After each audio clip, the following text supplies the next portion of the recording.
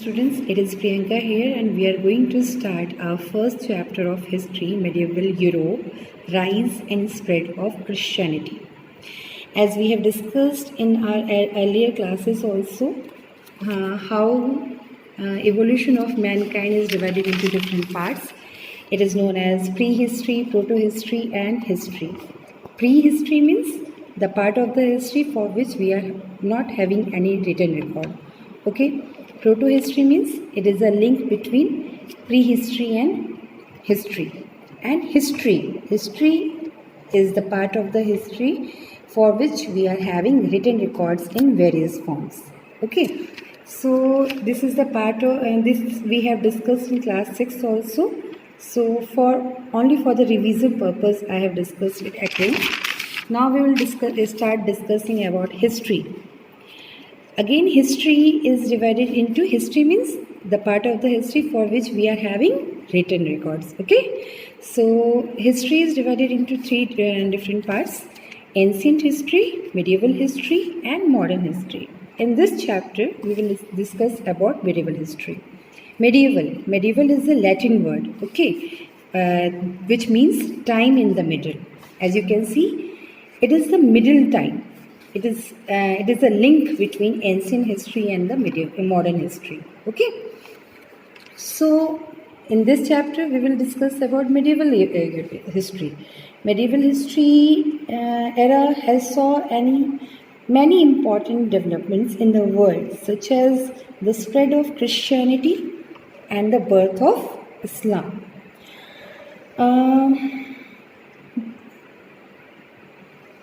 We begin our journey into the medieval history by knowing about the birth of Christianity. For this, we will start discussing the historical background of this socio-political system. We will read from book Socio-Political System. In Europe, the period between 600 AD to about 1500 AD is referred to as the medieval period. This period witnessed many important social, economic and political changes. The Western Roman Empire declined due to barbarian attacks, invasion of Goths, Vandals and Huns, but the Eastern Roman Empire, known as Byzantine Empire, continued till 1453 AD. 1600 AD से 1500 AD के बीच के period को medieval period कहा जाता है और इस period में बहुत सारे सोशल, पॉलिटिकल और इकोनॉमिक चेंजेस हुए. जो वेस्टर्न रोमन एम्पायर था उसका डिक्लाइन हुआ. डिक्लाइन की वजह क्या थी? बारबेरियन अटैक्स और invasion of goths, bundle and Hund's. Barbarian attack मतलब क्रूरतापूर्वक जो अटैक किया जाता है वो हुआ था और ये किसके द्वारा किया गया था? गॉथ्स, वंडल्स एंड हुन्स के द्वारा. ठीक है.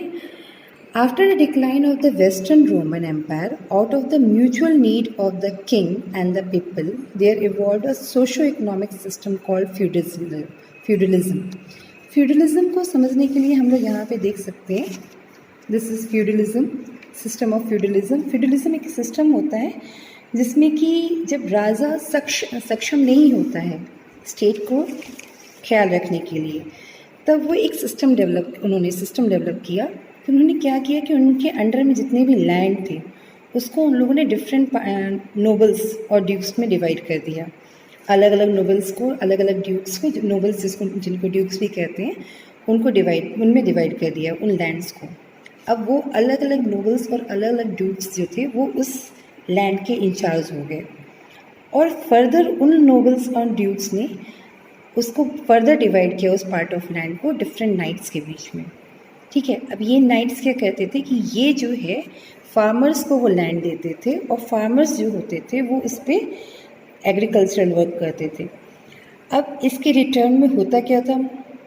इसके रिटर्न में ये होता था कि फार्मर्स जो है वो नाइट को फूड एंड सर्विसेज देता था. इसमें से कुछ पार्ट अपने पास रख के नाइट्स जो है आगे इसी फूड एंड सर्विसेज को आगे प्रोवाइड कराता था. और इसके नाइट्स जब ये चीज़ नोबल्स और ड्यूक्स को देता था तो उसके बदले में नोबल्स और ड्यूक्स उनको प्रोटेक्शन और मिलिट्री सर्विसेज प्रोवाइड करते थे. अब नोबल्स और ड्यूक्स जो है मनी और नाइट्स जो है किंग को प्रोवाइड करता था. ठीक है. नाइट्स जो है प्रोटेक्शन और मिलिट्री सर्विसेज नोबल्स को प्रोवाइड कर रहा है, नोबल्स जो है मनी और नाइट्स जो है किंग को प्रोवाइड करा रहा है। तो एक चेन टाइप का बन रहा है, एक पिरामिड टाइप का बन रहा है। ये सिस्टम पूरा फ्यूडलिज्म कहलाता है। और इस फ्यूडलिज्म में जो एपेक्स पे होता है वो किंग होता है और जो बॉटम में होता है वो फार्मर्स होते हैं। ठीक है, तो ये पूरा सिस्टम है फ्यूडलिज्म का। Okay, now we will read the chapter. अब फ्यूडलिज्म जब हुआ तो फ्यूडलिज्म ब्रॉट, यहाँ से पढ़ना शुरू करेंगे हम लोग। Feudalism brought order and stability in the social and economic life of the people. क्योंकि इससे पहले रोमन एम्पायर पूरा डिक्लाइन की तरफ जा रहा था, कोई सिस्टम बचा नहीं था। तो ये जो फ्यूडलिज्म का कॉन्सेप्ट आया तो इसके बाद से एक स्टेबिलिटी आई। और किस चीज़ में स्टेबिलिटी आई? सोशल और इकोनॉमिक लाइफ में आई लोगों की। और ये जो है लोगों के बीच में गुड वैल्यूज़ को एनकरेज कर रहा था, like loyalty, chivalry and bravery. It prevented the government from being autocratic. However, the feudal system had certain demerits, like no attention was paid to education or cultural growth. सारी चीज़ें अच्छी हो रही थी, लेकिन एक जो इसका डीमेरिट था वो ये था कि इस सिस्टम में एजुकेशन और कल्चरल ग्रोथ पे कोई भी अटेंशन नहीं दिया जा रहा था। The king had no contact with the common people. जैसे कि आप पिरामिड में देख चुके हो कि किंग जो है एपेक्स पे है और फार्मर बिल्कुल बॉटम में है। तो किंग और फार्मर के बीच में या कॉमन पीपल के बीच में कोई कांटेक्ट जो है नहीं हो पा रहा था। वो मीडिएटर्स के थ्रू जो है पीपल से जुड़े हुए थे। मीडिएटर्स कौन कौन थे? नोबल्स और ड्यूक्स और नाइट्स। ठीक है। Trade and commerce declined in Europe during the medieval period. However the picture was not same everywhere. ये इंडिविजुअल एंटरप्राइजेस को इंक्रीज़ नहीं करता था, इसलिए यूरोप में इस दौरान में जो है ट्रेड जो है बहुत डेवलप नहीं किया। ठीक है, लेकिन ये सिनेरियो जो है सब जगह पे एक जैसा नहीं था। Like trade did not decline in the other areas of the globe as they did in Europe, but exploitation of the peasants was the main feature in the socio economic sphere everywhere. लेकिन जो exploitation था farmers का, peasants का, वो सब जगह same था। कुछ चीज़ें चेंज थी, कहीं पे ट्रेड अच्छा चल रहा था, कहीं पे नहीं चल रहा था, लेकिन जो एक्सप्लॉयटेशन का जो ट्रेडिशन था वो सब जगह सेम था।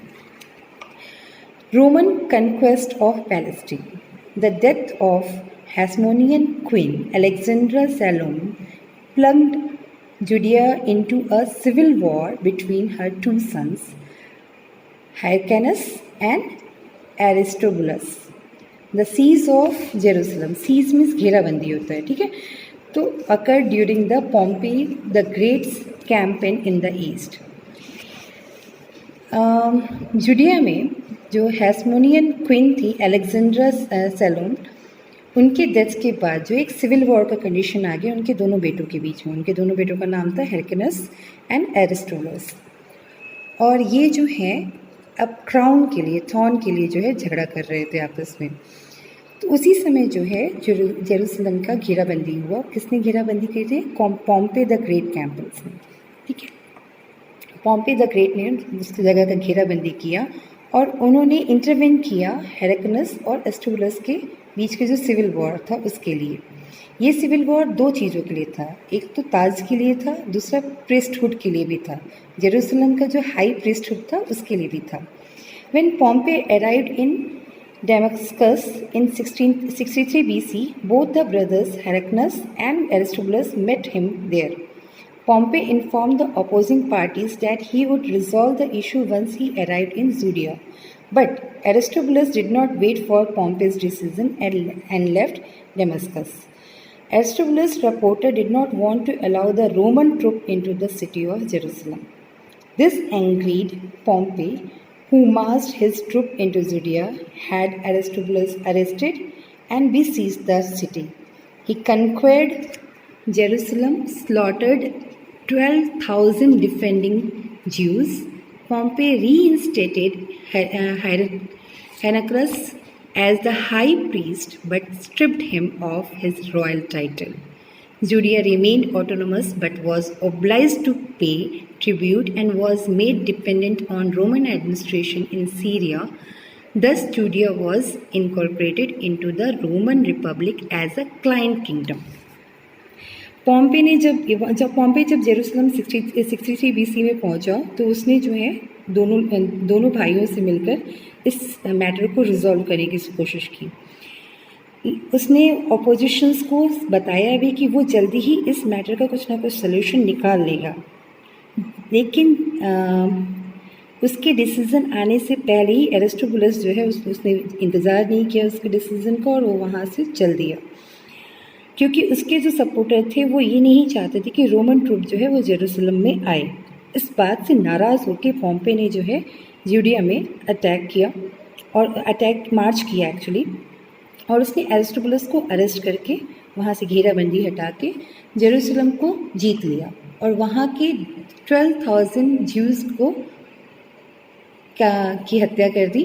और पॉम्पेज रीइंस्टेटेड हेरेक्नस, और जो दूसरा भाई था हेरेक्नस उसको हाई प्रीस्ट की उपाधि दे दी, लेकिन उससे रॉयल टाइटल ले लिया।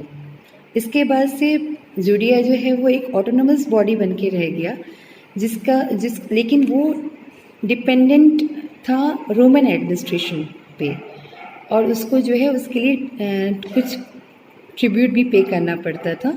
और इसके बाद जो है जूडिया जो एक क्लाइंट किंगडम बन के रह गया रोमन रिपब्लिक का। Now we will discuss about birth of मसीहा। Today Christianity is the largest religion in the world.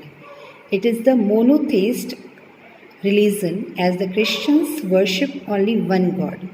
Christianity was founded on the teachings of Jesus Christ about 2000 years ago. Jesus Christ was born around 4 BCE in Bethlehem, a small village near Jerusalem in the then Kingdom of Palestine. The birthplace of Jesus falls in present-day Israel. At the time of the birth of Jesus, Augustus Caesar was the Roman emperor and Herod was the king of Palestine, which was a part of Roman Empire. So today Christianity is the largest religion. ये जो है Christianity अभी इस समय सबसे बड़ा religion है और ये मोनोथेइस्ट रिलीजन है, मीन्स ये सिर्फ एक गॉड को की वर्शिप करते हैं। और इसकी जो फाउंडेशन है वो जीसस क्राइस्ट के टीचिंग्स के आधार पर रखी गई है। ये 2000 साल पुराना रिलीजन है। जीसस क्राइस्ट जो है 4 BCE में बेथलेहम में पैदा हुए थे। इनकी जन्मस्थल कौन सा है? इनका जन्मस्थल बेथलेहम है, एक छोटा सा गांव जो जेरूसलम में है, किंगडम ऑफ पैलेस्टीन में हुआ है। ठीक है। The birth place of Jesus falls in present day Israel. जो उनका बर्थ प्लेस जो बेथलेहम है वो इस समय इज़राइल देश में आता है। At the time of the birth of Jesus Augustus Caesar was the Roman emperor. उनके समय जब उनका जन्म हुआ था तो उस समय अगस्टस कैसर वहाँ के एम्परर थे और हेरोड जो थे वहाँ पैलेस्टीन के राजा थे। ठीक है। और ये जो है रोमन एम्पायर का पार्ट था। उनके माता पिता का नाम मैरी एंड जोसेफ था। They were Jews the follower of Judaism. ये दोनों ही ज्यूज़ थे और फॉलोवर जुडाइज़म जो कि इज़राइल का एक ज्यू रिलीजन है उसको कहते हैं, उसके फॉलोवर थे। We know about the birth, life and teachings of Jesus Christ through the holy book of the Christian, the Bible. हमें जीसस क्राइस्ट के बारे में जितनी भी चीज़ें पता हैं वो सबका सोर्स ऑफ इंफॉर्मेशन बाइबल है, द बाइबल है। The Bible has 2 parts, old testament and new testament. Okay, we can see here old testament and new testament. Old testament means ये पहले का स्क्रिप्चर है, बाइबल का वो पार्ट जो कि जीसस क्राइस्ट के पहले लिखा गया था और ये ज्यूइज़म के बारे में बताता है। Religion and God of Jews before the birth of Jesus, ये जीसस के बर्थ के पहले लिखा गया था। ठीक है। और ये होली बुक ऑफ ज्यूज़ कहलाता है। ठीक है। बाइबल का वो पार्ट है जो जीसस क्राइस्ट के बर्थ के पहले लिखा गया था। न्यू टेस्टामेंट जो है हमें बाइबल का वो पार्ट जो हमें जीसस क्राइस्ट की लाइफ और उनकी टीचिंग्स के बारे में बताता है। ये जो है 4 पार्ट्स में डिवाइडेड है, क्योंकि उनके जो डिसिपल्स थे, 4 डिसिपल्स थे उनके, Matthew, mark, Luke and John. उन्होंने अलग अलग गॉस्पेल्स लिखे थे, gospel of Matthew, gospel of mark, gospel of Luke and gospel of John. तो ये जो है 4 पार्ट हैं बाइबल के, जिसमें हमें जीसस क्राइस्ट की लाइफ एंड टीचिंग्स के बारे में पता चलता है। Rest of the things we will discuss in the next video. Till then, thank you.